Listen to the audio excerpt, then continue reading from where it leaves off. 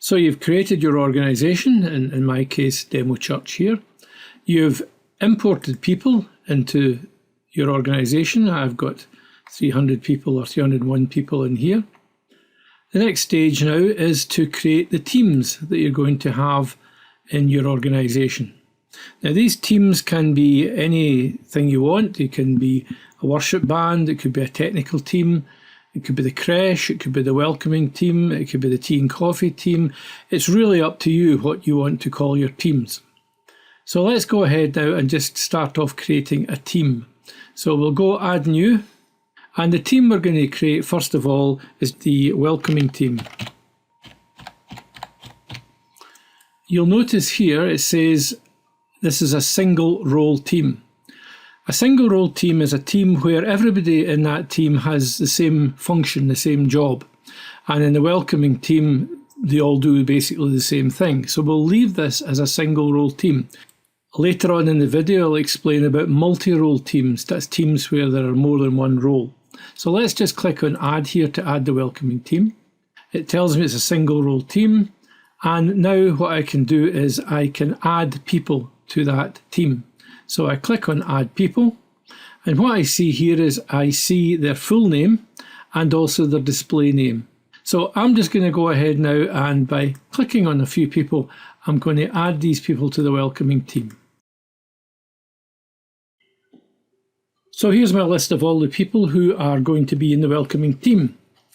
Now you'll notice a couple of things here. There's a column here called reserve and a column for team manager. So let's look at each of these in turn.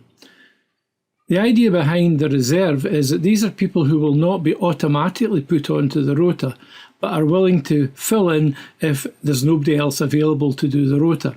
So I know, for instance, that Louise and John are both quite happy to do the welcoming team, but we don't want to be rotated in normally. But they could be manually put in to cover for someone who's unavailable. The second column here is the team manager. Now, every team can have a manager. They don't have to have a manager, but if there's a team manager, then they are in control of that rota.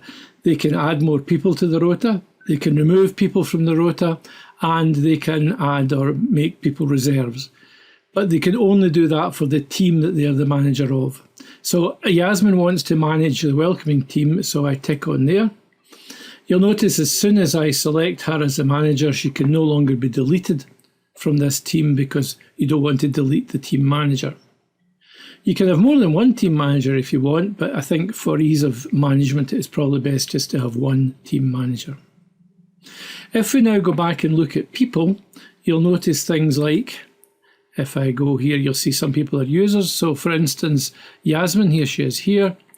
You'll see here that the team she's in is the welcoming team and she's a manager, and the role, because it's a single role team, it's just the role of welcoming. If we go and click on another member of that team, for instance Matilda, you'll see there that it's just the welcoming, she's not a manager. If we go to one of the reserves, you'll notice that it says in here she's part of the welcoming team, but she's a reserve in that team. Let's go back then to our team. So there's our team set up, and it can be managed by either the team manager or it can be managed by the admin. Let's look now at setting up a second team, and this time we're going to set up a multi-role team.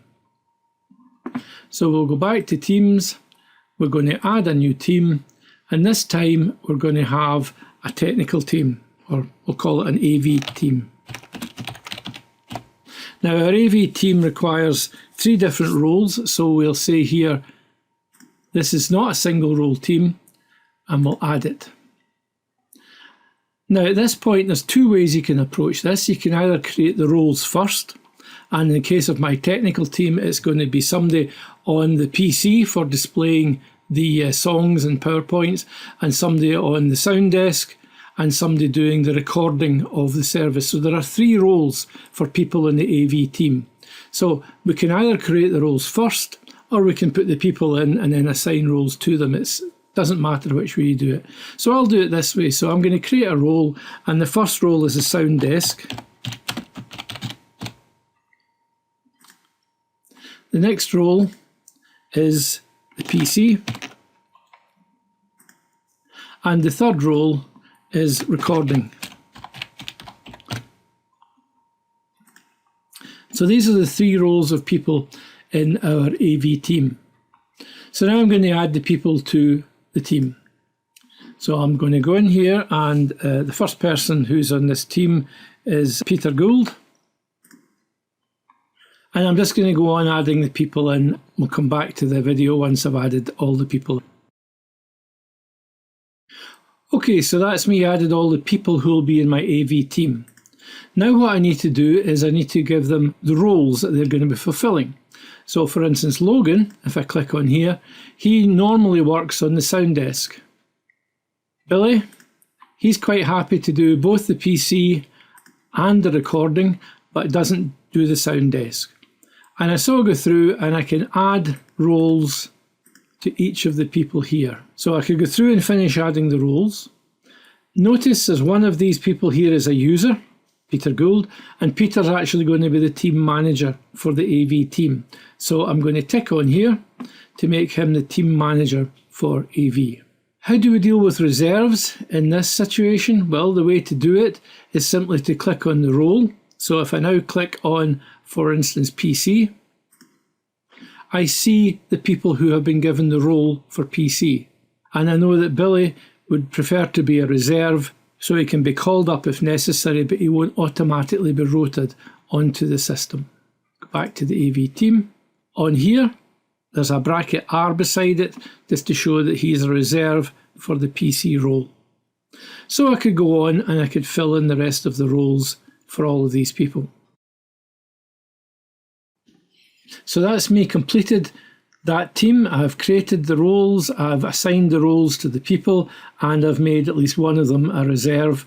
The team manager is Peter. That's all ready now to be used. So the next thing we're going to do is looking at how we deal with events. And in events, you assign a team or teams to events. And then next thing after that, we'll see how the rota is generated and how we can edit that rota. Next video will be on events.